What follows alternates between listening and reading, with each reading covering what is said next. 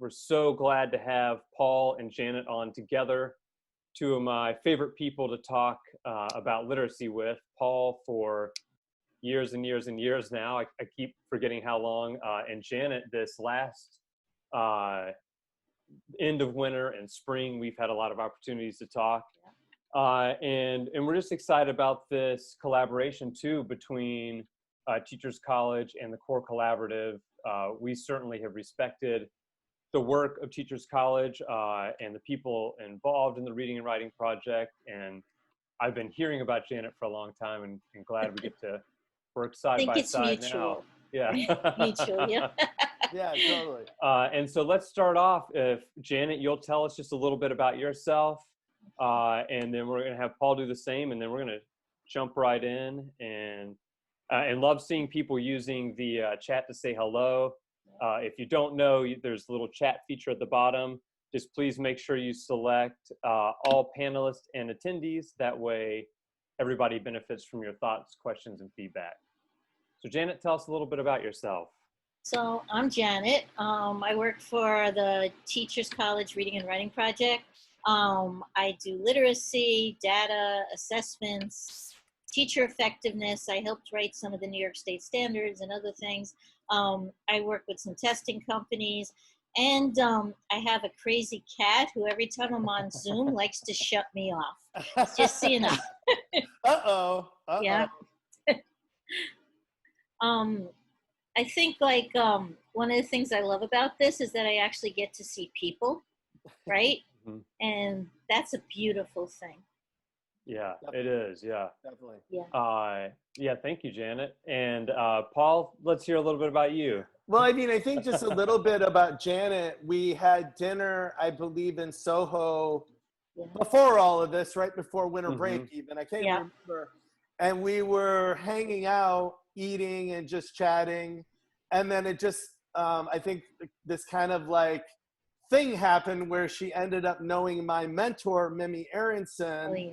And then immediately I knew that Janet and I would be really good friends because I feel like Mimi was looking down on both of us. And she was my mentor here, and she passed away a couple of years ago and just devastated me. She was one of my best friends. So it's just really an honor to even partner and work with anyone that knew her. And she was my mentor too. So so that's just this crazy cosmic thing. Which I feel like is kind of greater than the both of us. So I'm just really excited that we're even getting to spend any time together and just enjoying getting to know Janet over the last, 6-7 months. A little bit about me. I'm the CEO of the Core Collaborative, but that's not really that interesting. I think really I'm just here to grow and learn like everybody else. And Janet has taught me a lot. And so I am here to learn from her and anybody else who wants to share. And I'm hoping to impart a little bit of things on people out there. But my expertise is really around assessment as well. I think that's why Janet and I get along so well. And we work with about 1,500 schools across the country, primarily on impact teams. But we do a lot of work with equity with our included team, John and Floyd wrote a book called Belonging Through Dignity. And so that, I think, is really important work to us. And we have 16 different learning pathways that schools and systems work with us from everywhere from discipline to equity to literacy to math, but mostly around assessment. That's the core of the work that we do. Awesome. Cool. Great. Thank you. And again, thanks to everybody who's joining us on Facebook Live and right here in Zoom. We're seeing your comments and we appreciate those. And like Paul said, we want to learn together and benefit from all of you. So let's just jump right in. So as you said, you both have a passion for assessment and for finding out what kids know so we can move them through progressions. But what are some of the different ways you communicate the criteria for success to students? How do you make sure they understand what it will look like when they're successful? You want to go first, Janet? Right. So at TC, we have what we call student-facing checklists, and we also have rubrics. I'm going to just share a screen to show one or two. That did not work right. All right, I'm gonna try. I'm like, That's no, all right. that's not it. All right, so like one of the things that we do at TC is we look at rubrics and we look at criteria, and we have the kids kind of look for themselves. So as we're looking at the rubrics, like one of the things to think about is our new middle school rubric, where we're kind of looking across to see where the kids are. And when they set criteria for us, it's kind of like at first, here's what I think I'm going to accomplish by the end of this unit. And then we use this, or we use the progressions or the checklist to help us get there. I think one of the things that And Janet, sorry, but just a yeah. second. Right now, we're seeing your launch page, Oh, you're not seeing not anything? your example. All right, so I don't know why it is not showing any example. I'm going to try it again one more time. Okay, let me know. It's going to be one of those nights with technology. So one of the things I was showing you is we do have like rubrics and student-facing checklists that we use with the kids all the time. And what we ask the kids to do is at the beginning, we'll ask them to create goals or learning outcomes for the end of the units. And we'll ask them to figure out how they're going to get there. And then at the end, we'll do some kind of performance assessment or some kind of assessment to see, do they meet those standards? One of the We're things, still not seeing the you're not seeing example. any We're of just it? seeing your Zoom launch. Okay, so then maybe give me co-host. Do I have co-host capabilities? Maybe, because for some reason it's not letting me in. Because I keep going back on, but I see like whiteboard now. What do I do, Isaac? How about this, Paul? If you share. There, I'm making her a co-host. Yeah, good. Okay. There cool. you go. Now let's see if it works. And maybe even close out those things to the side, and that may let it just pop right up. I can show a writing checklist if you want me to show a writing checklist. Yeah, could you? Because I was trying to show them that, but it just doesn't seem to be. Yeah. Just go ahead and talk, and I'll get this ready. So one of the things that we do is we have the kids kind of take an on-demand assessment, writing assessment, or a on-demand reading assessment, and we have them think about, like, based on this checklist, where they are in the process, and the teachers and I think of where they are in the progression. And then what the kids do is they create goals or learning outcomes for the kid, for themselves, and for the teachers to do across time. There it is. Thank you. You are very welcome. Yeah, and I was gonna go crazy if I couldn't show it. As we do that, what we have the kids do across the unit is kind of assess where they are in that practice. And then at the end, we have them do an on-demand again using that same checklist to see, have they gone from not yet to successful, where are they in this continuum? That helps us kind of create small group work. That helps us kind of create a vision for the kids across time. It helps them kind of create their own action plan for learning intentions. Cool. Yeah. Paul, what do you do? Yeah, I think like we're really similar. I think the difference maybe is that all the checklists that we do are co-constructed with the kids. And so we rarely would ever give them something on the front end that's completed. We typically do almost exactly the same thing, but we create the checklist with the kids. Okay. So we typically would start with lots of examples and then let the kids create a checklist in their own words and in their own language. Mm-hmm. And then we eventually will bring teams together, and then the PLC, or in our case, Impact team, will come together and they'll share what the kids have co-constructed. And then they'll kind of create more of an aligned checklist that aligns to the standards. But where we usually start are with examples and non-examples, and then the kids share and actually create the checklist. But I also know, Janet, you do a lot with charts. Yeah. To create success criteria, to deliver the success criteria as well, right?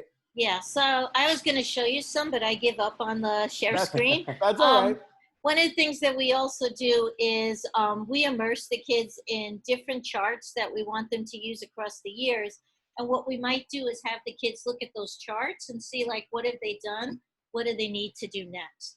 And those charts serve as not only a place for them to do it across the unit, but those charts also serve as a place for them to use across the year to keep going back to check into, are they still doing it? And then we also immerse them in different types of writing and different types of genres of reading so that they can look at it, see where they are, what do they need to do next. Yeah. And I would also like think that, you know, we've been talking a lot about that we're really not that different, the way that we approach things. And I think another thing, just to make a connection, is a lot of the work that TC does with the Post-it notes really are also success criteria, you know? And like maybe a lot of folks don't think of the anchor charts or Post-it notes as success criteria, but I think anytime I get to work with the TC school, I'm always really delighted because I see those things as success criteria. Don't you think the same? Oh, I definitely think like when the kids write Post-it notes, it's interesting to look for like what have they transferred from the unit, what have they transferred as readers. But it's also interesting to see, do they hold on to a story? Do they hold on to a thought? Or do they keep changing their minds and saying, I think? Yeah. So those are definitely markers for success. Yeah. Yeah. So like, I think for us, obviously we create checklists. We create a lot of holistic rubrics, and I don't know if I have anyone handy, but we can certainly send out a little care package after this. But we create a lot of holistic rubrics or checklists, and also do the same with anchor charts, things where we co-construct the chart with the kids about what are the things that they need to remember to be most successful. I think another thing that Janet and I were talking about like earlier this week is it's not just success criteria for the product, the assessment product, or the performance like Partner Talk or a TED Talk or a podcast, but it's also the success criteria for strategies or the processes that kids use. Do you want to talk a little bit about that, Janet? Yeah, so like one of the other things that we do at the TC is we're very interested in what the kids are doing as readers in terms of strategy, skills, and behaviors. So one thing we look at is how are kids having stamina within a book? Or how do kids talk about the book across text? Do they make matches? Can they synthesize the work? And as we look at the way they read through different assessments, through listening to them read, through looking at the things in their reading notebooks, we're able to see the different strategy, skills, and behaviors the kids do and how they move up in the progression. We do the same thing with writing when we look at writing behaviors. Are kids elaborating? Do they have craft in their work? Are they making introductions? And I think one of the things we're able to see is what kids can do independently and what kids need us to do with them. And that leads to criteria for us of what do we need to teach, what kind of small groups do we need to do, and how do we need to follow it up. I think one of the, go ahead, sorry. No, you go ahead. I think one of the things that sometimes we forget is the other part is we also look at talk. And as we look at talk, we listen to the kids' metacognition, which is different from the kids' independent reading. And we're able kind of to compare, like, what are they doing as independent readers and where are they on that continuum of listening to what they said. Sometimes they're different at metacognitive levels where they speak and listen to read alouds or to a book and instead of showing the product. So what I really hear you saying is that data comes in all shapes and sizes, and we really need to define it more, holistically, broader than what we think about data. And that in your schools, and I believe also in our schools, is that data lives in all these different places and what the kids are saying and what the kids are doing. Obviously, the hard assessments that we have where we can actually see what they can do independently. But sometimes those things, like sometimes kids just aren't good at showing what they know on demand. That's it. And so I think that sometimes they don't really give us a true picture of a learner. But the way that we get a true picture of a learner is having multiple measures that actually give us a nice picture of who the child really is. Yeah.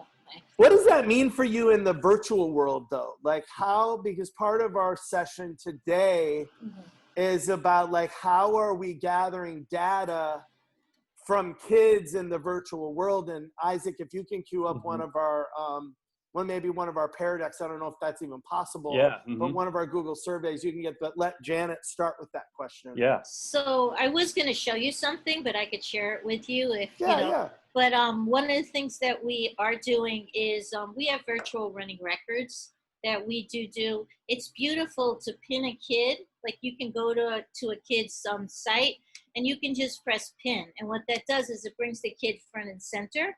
And we're able to do a running record just by showing the virtual text to the student and doing the same thing we would always do.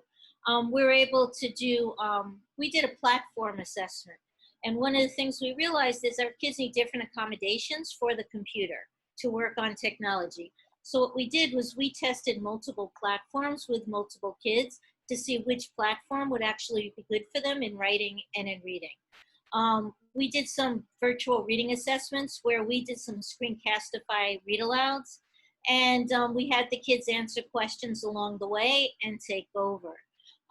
Virtually, we also did some looking at the kids. We would have them go into breakout rooms, and in small groups, we would do some behavior assessments, seeing how many kids can stick with a book, how many kids stop when they think we're not looking and they're in the breakout room. Okay. Yeah. Yeah. And then the other assessments, that there's two others, and then I'll let you take it. Yeah, we did a mood assessment where we're kind of watching the kids to see like what kind of mood are they, how are they adjusting, where do they work? It's kind of environment. Where do you work? Is a mom helping you? Is your sister helping you? What time do you do your work, right? And then which kids are good for taped lessons and which kids really need the live lessons, because some kids need to re-listen to lessons taped, but some kids need that live in-person kind of lesson to apply it and to move forward. So virtual has opened up a new world for us. Mm-hmm. Yeah, I think so too. Like I feel like in terms of the student perception data, like how kids feel about their learning, we've had a lot of luck with using Google Forms, where we're actually asking kids like, you know, to self-assess in a Google form. So we'll have like all the success criteria for a task, right? And so you can kind of see, this is from one of our math assessments, but you can kind of see like what empowered goals do you have for the week? What math goals do you have for the week? And then we have learning menus that guide their thinking. What tasks will the kids complete to achieve their goal? And then we also offer places where kids can actually ask questions about their learning. And what we really like for Google Forms, and pretty much grades 3 and above, the kids respond pretty well. And even the Google Forms, we can add icons to, we found out. And so the kids can kind of select icons, but we're having pretty good luck with getting a different kind of data from kids than we have. And I have to say that it's the virtual world that's opened us up to that. Oh my God. It looks like we have like a little question here. I was wondering, do you mind if I answer it a little bit? Yeah, go ahead and answer it. So I was looking at it, and it says like what kind of recommendations on how to encourage independent reading at home. So one thing, like we've noticed, Kids Stamina has lessons, right? They don't have places to work. They need to find that right place. A lot of kids don't know how to like look at virtual text. First thing is that we have to encourage our kids to read it multiple times across the day instead of at one time. So maybe for 20 minutes one time, and then take a break, walk away from the computer, and then go back. The other thing is that I do believe kids should be reading text in their zone of approximation. Or if they're not, we should be giving kids access to audibles so that they can listen to text. Or we should be giving kids access to video alouds where they can watch other readers read it. One of the ways we got kids to be engaged in reading was we actually had, in the younger grades, we had the girl from Frozen. We visited Disneyland, the girl from Frozen read a book, and we got so much more access. And then the kids read a lot more Disney books at home. We also did something where Matt de la Pena read to some of our middle schoolers, our 5th grade, Last Stop on Market Street. And after that, all of a sudden in Mayan, we saw a Matt de la Pena like emergency, and we didn't have enough books in Mayan to supply it to the kids. That's cool. Yeah, we do little things to engage them. And then the other thing is we do have book club Fridays, and on book club Fridays, we tell them to bring candy and soda and our water, parents who don't like soda. And then what we do is we share the books. We have book clubs. We put them in breakout rooms, and we just share our books. We talk about them. And I think kids need us to share. So during the week, they write on a blog. We have our own Facebook page where they can access a blog. And that's also looking at data too, seeing what they're writing, how they're responding to each other. So we do a whole periphery of things just to get them back into that engagement. Just like kind of listening to you, the thing that I think is the common theme that runs through all of everything that you mentioned is all about relationships. Yeah. Like regardless of the virtual world, you're building relationships, whether it be with authors, whether it be with kids coming together in a book club. The thing that kind of screams out to me is everything that you mentioned, regardless of the virtual world, was connected to some sort of relationship that the kids would have either with Disney, with a favorite author, or with each other. Yeah. And sometimes just with their favorite type of books, like if you go to Trumpet, which is it gives free books right now to everybody, or to the ebooks on the library, which is free access. There's a huge amount of comic books and graphic novels. Kids love comic books. Kids love graphic novels. I had kids in my classroom who loved to read obituaries. Don't fault me. They loved to read CSI. They were the past CSI lovers. And we would just read obituaries and learn about the person's life. I think what we have to think about is reading has to be different now. And it's anything and everything that engages the kids. And sometimes let them listen to audibles. Let them hear it first, right? And talk to each other. Definitely relationships. Well, I just think that's what adults do now, right? Yeah. Yeah. Like I know so many of my friends right now, Audible is their best friend because they love reading, but because they're commuting or or whatever the case is, they don't have the kind of time.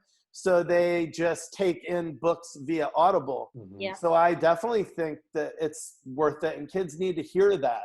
Yeah. They need to hear what good literature sounds like. So I'm in full agreement. And then they could just copy it, right? Go ahead, Isaac. Yeah, I was going to say this conversation and the talking we were doing about checking in with kids, seeing how they are, seeing what they're thinking, and then also this idea of how do we get them to read that volume is all kind of bringing me back to your last conversation together where you dipped into those dispositions of learning and those habits of mind and habits of heart. And so I'm kind of seeing maybe we could jump into that a little bit and talk about what are those dispositions for learners, for kids to be assessment capable, for them to be literate. Yeah, and I definitely think like obviously I think what Isaac is talking about, and let me share my screen here because I know we're going to be moving in to a conversation about teaching for transfer. And I think that one thing that we'll take a look at here in a minute in terms of teaching and learning in a virtual world is this idea of transfer. But one thing that is necessary for kids to transfer is to have these dispositions developed.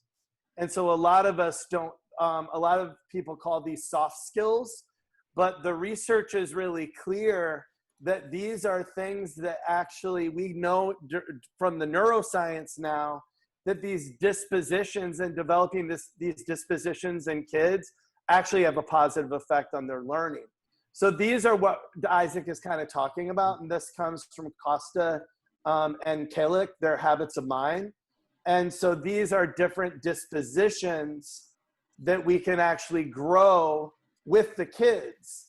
And if we just even think about the disposition of perseverance and how important that disposition is for a learner, because so many of our kids give up during the learning process because they don't have that disposition developed. But when we're really thinking about teaching for transfer, they really need to have that disposition developed in order to transfer. And a lot of times kids will have failure multiple times before they transfer. But if we develop inside of them this disposition of perseverance, we can actually help them overcome those problems that they have in their learning actually so they can transfer. Go ahead, Janet. So can I just, I'm still trying to get the share screen. So one of the things that I always go over is that bucket that we showed the last time. And one of the things that I truly believe is that we could teach the kids the literacy skills, strategies, and behaviors. But if we don't teach them how to behave in that way, how to challenge themselves, how to build schema, then they're not going to be able to do this work, right? Yeah. And I think the other part is that when you see that Costa says applying past situations to new situations, kids have got to be able to do that, because if they're in the fourth grade, they have to be able to dig into second and third grade work in order to master that fourth grade and keep going. So I think sometimes we need to give the kids the skills in order to do that work. Right? Yeah, it was really interesting. I was actually in a school that was TC in Brooklyn, and the teachers didn't believe me that the fifth graders could create an argumentative rubric or opinion rubric off of the top of their head. Yeah. And so I brought the kids into the room with the teachers, and I said, I am positive that they're going to be able to go back to K through 4, and they've been doing opinion writing for how many years now? And I challenged the kids. I put them on chart paper in 4 corners of the room, and I challenged them to create an opinion rubric off of the top of their head.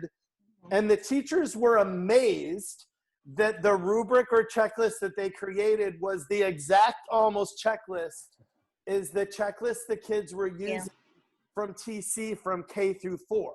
Yeah. And so that's a nice example of kids being able to go back and actually bring it up. And I'm like, look, they don't even need this thing that you're giving them. You could have them co-construct this because the kids had been so used to it, and the deliberate practice around it had really stuck into long-term memory. Yeah. And I think we don't give kids enough credit. I think that we have to spoon feed them everything. And that little example showed the teachers that the kids had already internalized it. It's funny because the other day we were on Mayan doing, like, helping kids look for books. And all of a sudden we just shut up and started watching the kids. And one of the things we realized is the kids were using the skills of finding that book from 3rd grade, 2nd grade, and 1st grade. And they were just doing it by themselves. They were having the discussions and they forgot we were there. All we did was give them a jump start, and then they just transferred that work. So I'm agreeing with you. I think, like, one of the things we have to think about is that we don't have to give so much support to the kids. We don't have to. And we just got to think about the purpose for the support. So, like, one of the questions that I was looking at, was the balance of listening and independent reading. And in terms of, like, thinking about what we're talking about right now, like, one of the things we have to think about is if the kids need more support, then they're listening first and then they're reading it afterwards. But if they're not, we have to think about what are they listening to, and maybe sharing that text, because if the kids could be independent, they should be able to read it by themselves without listening to the whole text.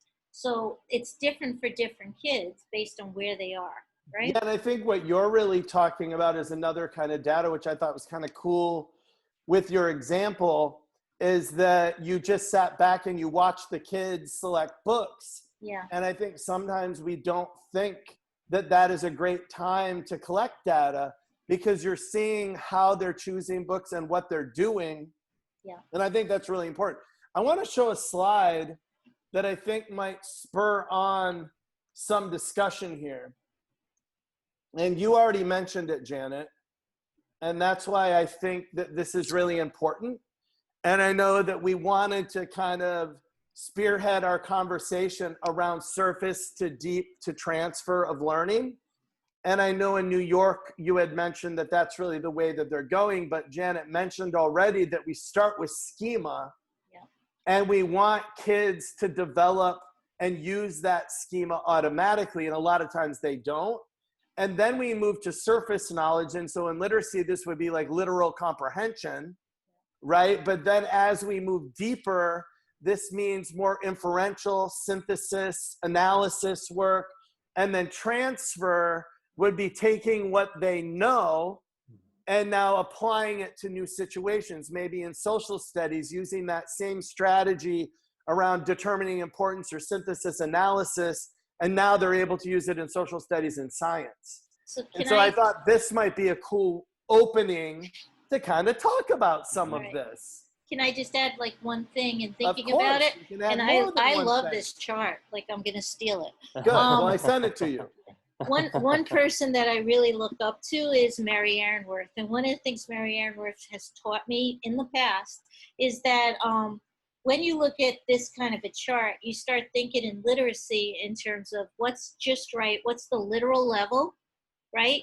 And then how do you get to the inferential level, which is that surface level where you just started touching, and then that deeper level, which is the interpretation level, Right. and then the transfer level, right?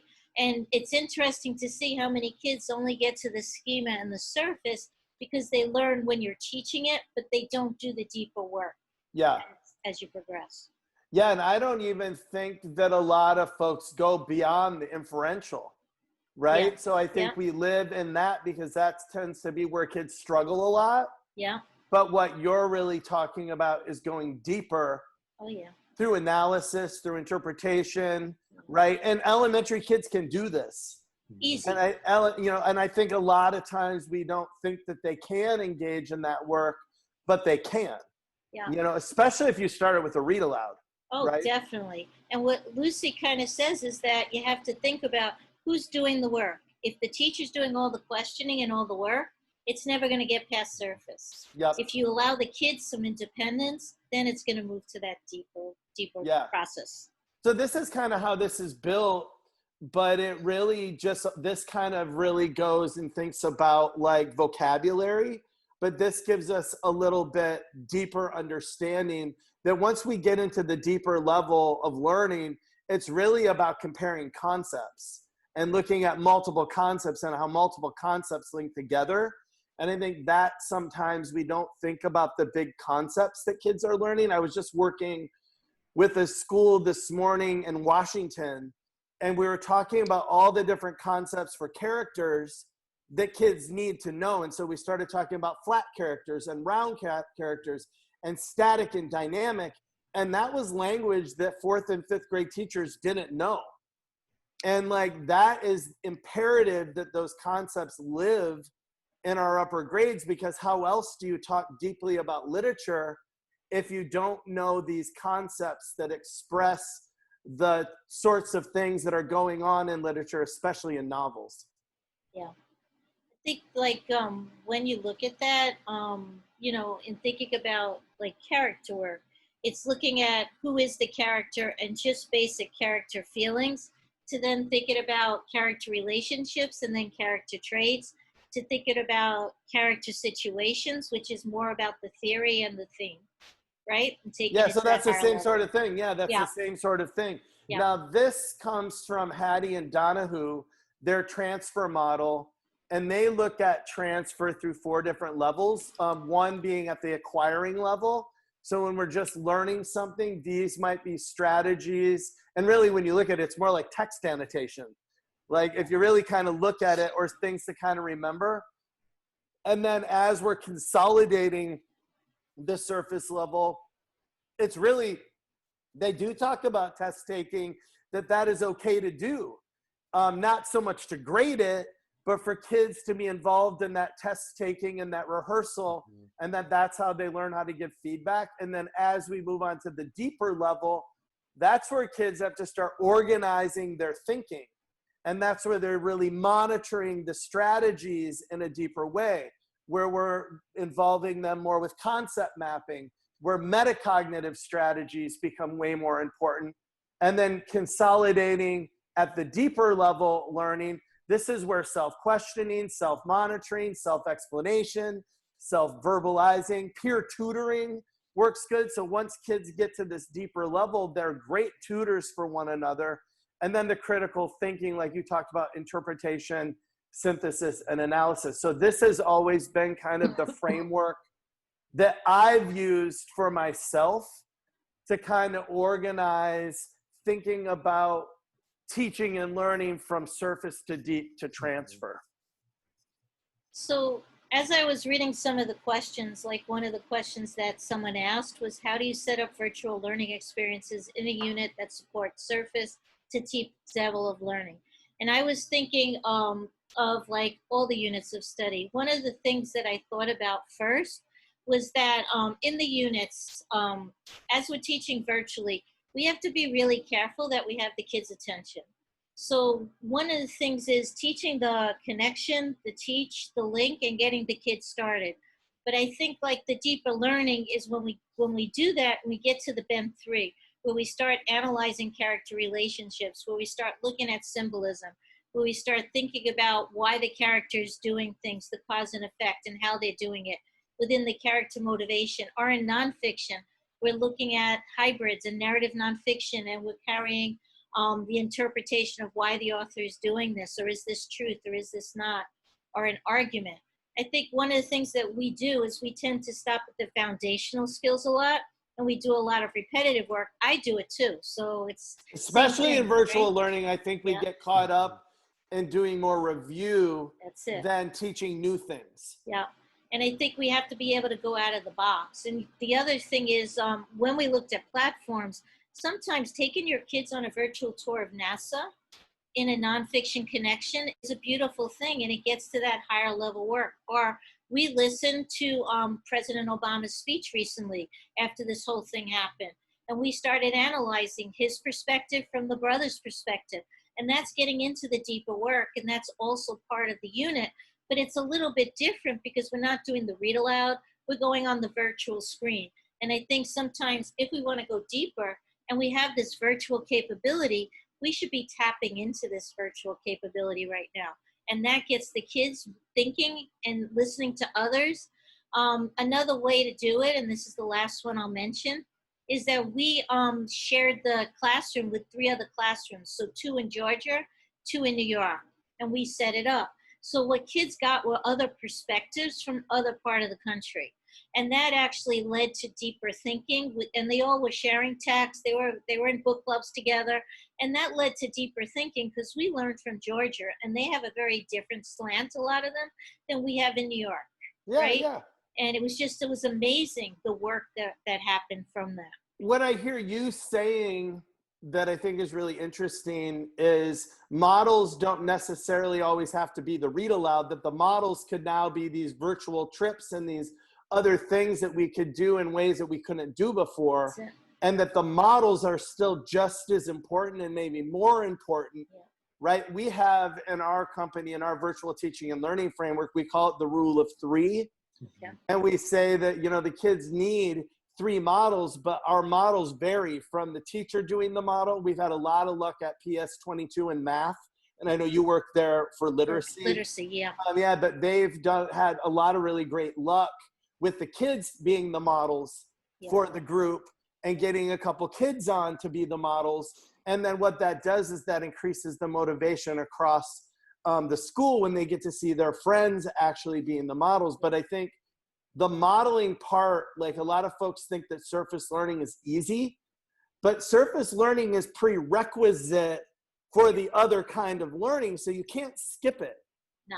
Right? But and you have to do it. You have to do it. And I think for us, at the early stages of learning at Surface is where we are co-constructing success criteria with kids for the end.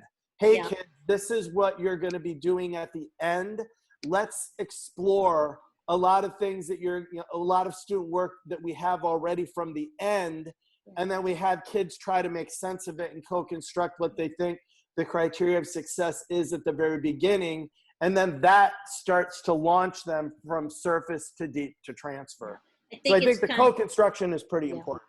I think it's kind of like what someone was mentioning here, and I'm just quoting, is a lot of times on the computer, we'll go into breakout rooms, or we'll do some peer editing, or we'll have kids leading some small groups in breakout rooms, and we have kids modeling their own read alouds, or they're doing their own podcasts. And that also kind of leads to that deeper level of thinking, right? But in the beginning, we have kids kind of thinking about what was their work from the last unit, and then what do I need to now learn? So it becomes a progression for the students, and it doesn't take away from what they learned, it adds to it. So one thing I think about is that we're always going back to surface level, but we're still using what we've learned from before to add to that surface level and then grow. Right? Which I think is similar to what you're saying. No, because I'm just thinking about, I was working with some high school kids before all this happened, and just trying to interview them as to what they were really struggling. And it was just like basic things like determining the main idea from, a text or the bigger idea. And then as I started to talk to them, I realized they had no knowledge of text structure.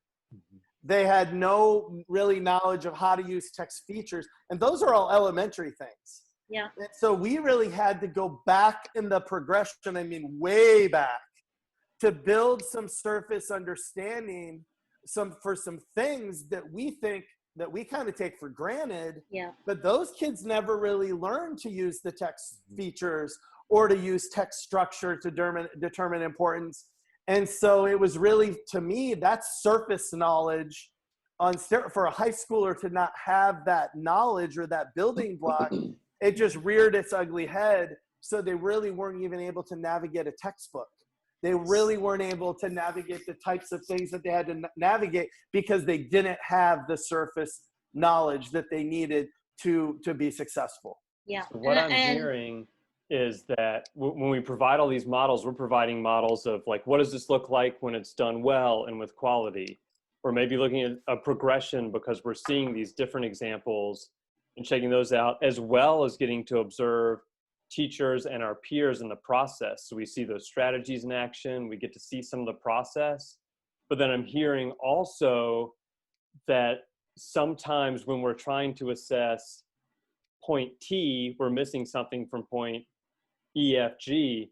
So this is really making me wonder, how do we gather evidence at these different levels? Like, how do I gather evidence of that surface learning so that I can ensure we're really ready to get into this deeper learning and get to this transfer? So I just sent you, I was emailing you, Paul, like some of the if-thens I was talking about. Okay, I can put those up. All right, and I thought like maybe we could put one or two up, like the if-then for interpretation. Because I think one of the things that we need to do is we need to be able to gather what do the kids do now and what would they need to do next. So if they have a goal of interpretation, I'm going to monitor, I'm going to figure out where to chunk, I'm going to figure out how to summarize parts together, I'm going to figure out how to look in what's not being said, and then think about as teachers or as students, what would be their next steps, right? So some of the things that we tend to use is what we call if-thens. I'm looking for it right now, so keep going. All right, so keep treading water. This is the only way I could figure out to send it to show it to you guys. If-thens are kind of like, if I see this, then I know I need to do something next. And one of the things like, and I was listening to like, what do you do? Like, how do you gather it? I think through Post-its, through like what we were talking about, listening to the kids read, listening to their talk, like collecting some of their performance assessments and some of their data, but then also thinking like, if you see this, and what this is like, if you see things about characters and their stories, then here are things that you could do next. And I think the other part to this work is that sometimes we gather all this data, like we have so much data, and then we don't think about like, what do you do next? Like, where is the next going?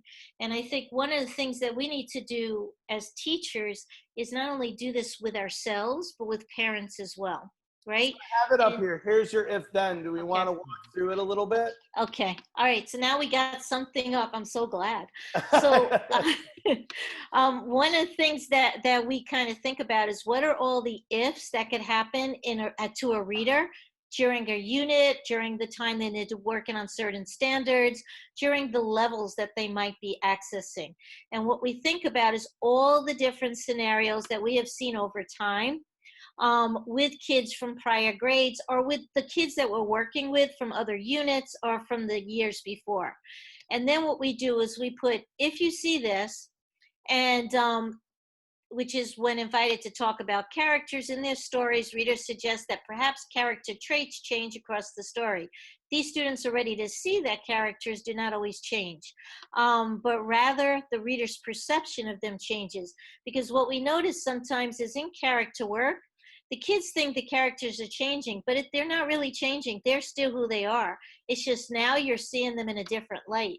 And one of the things we thought about was then, what do you do, or what could the kids do, or what could the parents do to help them reach, like, to fix this, to make this goal, where they actually see change their perceptions and can figure out when do characters change and when is it that the light that the authors put them in has changed, right? Yeah. And here are the next steps for kids to do. And I think one of the beautiful things about, like, that chart you showed is that if kids are doing this work, they need to have next steps. We need to be able to give them next steps. And one of our roles is to make sure that we are ready to look at all kinds of lenses as the kids are reading, to look at all their goals and say, how can we help them improve the goals?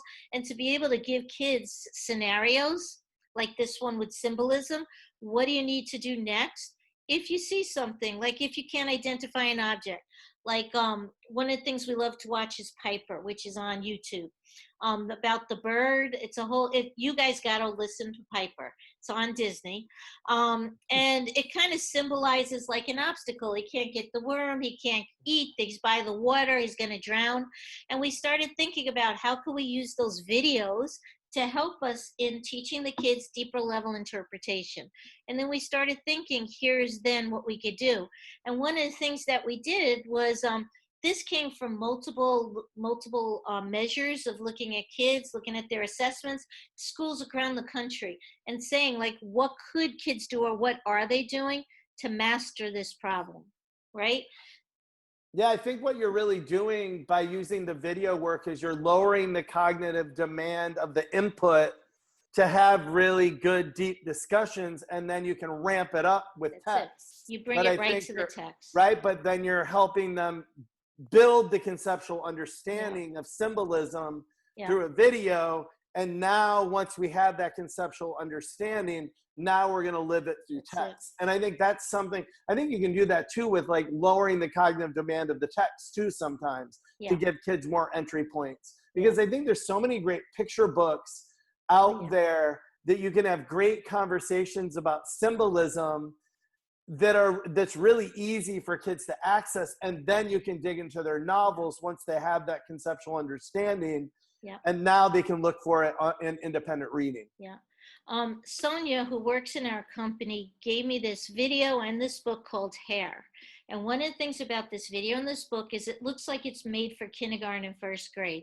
But when you delve into this video and you really look at the symbolism behind what's going on and the real interpretation of what's happening, all of a sudden it's ninth grade standards. And I think sometimes we think we see books that are for lower levels, but they're really not, because when you take it to that higher level, you get a lot deeper conversation. Yeah, definitely.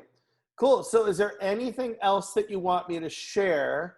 I sent one other thing. You sent a Word doc called Virtual Places to Visit, and then Small Group Guided Reading. Which one? Can we do the Virtual Places to Visit? Yes. So definitely. One of the things people, you see me keep looking at my phone, they're texting, show this, because so I'm like, okay. So when I say like going into other places, doing small groups, thinking about out of the box to get to that deeper level, one of the things that we did with the class is we went on a virtual research. We created an information book in a third grade class. And we did that by visiting all these places and having the kids really access and study this work, right? Having the kids access and study this work. As we did that, we visited the museums. We learned to interpret the pictures. We learned to like synthesize the pictures together, which led to further reading work because the kids wanted to read about it. These are the places we visited, and these are the places like we use in like a connection sometimes, or we go back to our writing. And these are the places we're going to start with next year as we go into narratives and describing some of our stories, right? You could visit zoos, you could visit aquariums. There's Disney on this, there's other parks. And I think like one of the things that we need to think about is that if your kids need this, what are you going to use? And sometimes it might be a lower level book or a higher level book. Sometimes it's you got virtual life like all over the place. You could go to Legoland in a Florida resort for some of younger kids, and what that does is it helps with synthesis, because we put together Legos, which helped us go into a book and put together the text in a deeper way, right?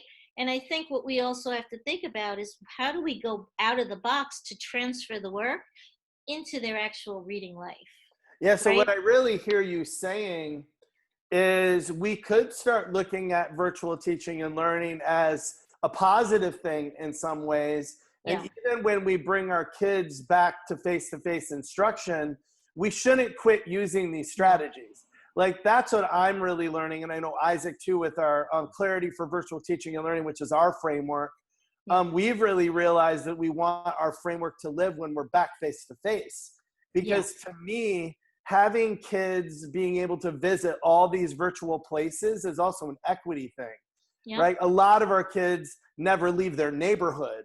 So to be able to go on a virtual trip to all these different places might be just the thing that we can use to develop and build their schema, which is actually necessary for transfer, right? And I think that sometimes we don't think about enough, that one of our jobs as teachers is to help build schema around all the things in the world that our kids really need to know to attach meaning to. Yeah, totally. Cool.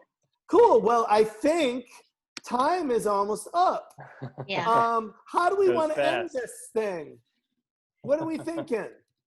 So how about while you guys kind of share, maybe like try to think like one or two big thoughts you want people to have kind of reverberating in their heads as they walk away tonight or this afternoon. And while they're thinking of those, let's see if we've got any more big questions or thoughts that people want to share with us. I know we've had a couple of questions come through that we maybe didn't hit. Anything we missed, please just email me and we'll follow up. But there's one I was trying to scroll and find. I can't. But we'll share all the resources mentioned. And then maybe, Janet, do you have a few quick words about writing assessment? And I know Paul will too, but in virtual learning. So we could still do on-demands. I think I sent in the email to this thing called Digital Writing Platform. And one of the things that I think about with writing assessments is that there's 3 parts to it. When we do an on-demand, you could still have the kids write at home, paper and pen, if you feel more comfortable.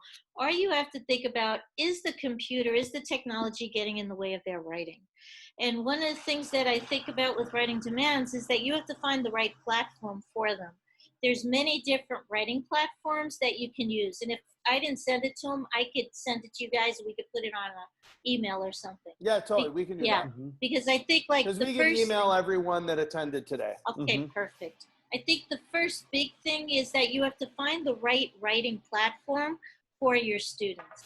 If it's paper and pen, how do you attach it? Is it on a Padlet? Do you attach it to a Google Docs? If it's not, which platform do you use? Google Notebooks? Or do you use Hyper? Or do you use Seesaw?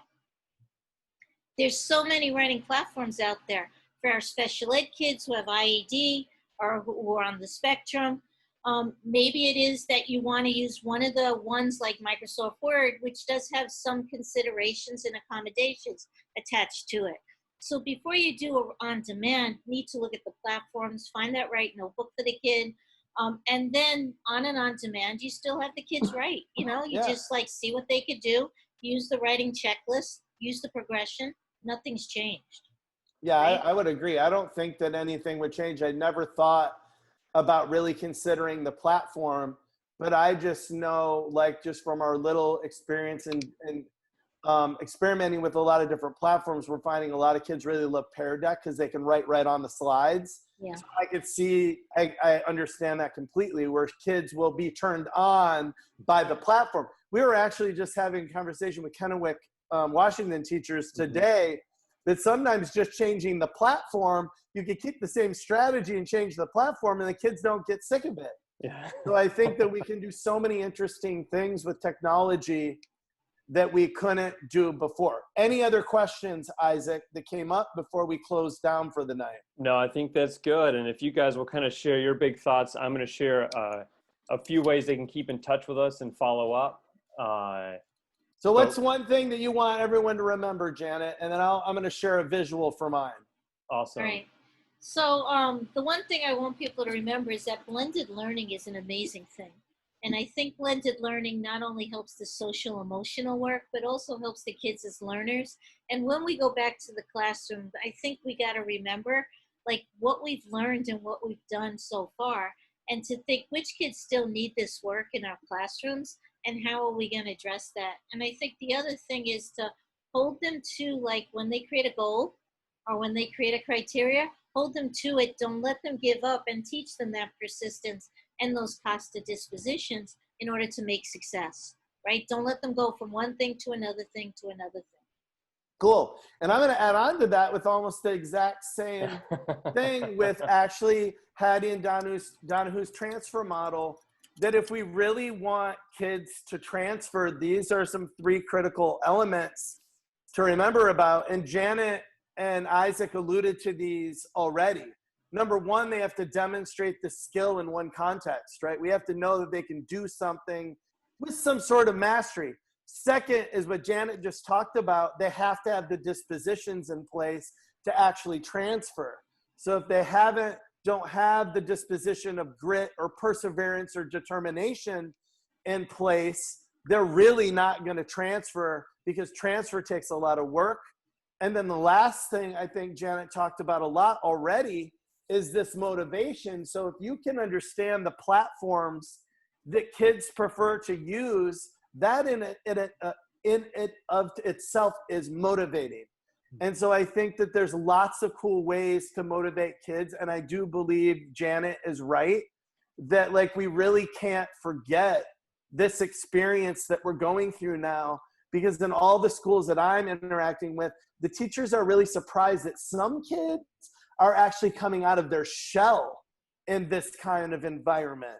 Yeah. And a lot of the kids that were high achievers aren't now. Yeah. And so I think, like, I hope that my greatest hope is as we move back to blended and face-to-face learning, that we don't forget the kids that actually came out of their shell, and how do we continue with this kind of learning for them, because this kind of learning might be the kind of learning that they really need to grow and learn. That's mine. Yep, I agree. Cool. Powerful. Isaac, thank you, guys. we're throwing it back to you, brother. Yeah, awesome. And I can't get my screen to share right now, but that's okay, because I Can't do it either. see all the great things I had to It's share. really weird how it's working tonight. Who knows? But I would actually rather end on those words of wisdom and hope and inspiration that you both just shared. So thank you so much, Janet, for joining us and being so giving. And Paul. Can't you see why we're friends? Yeah.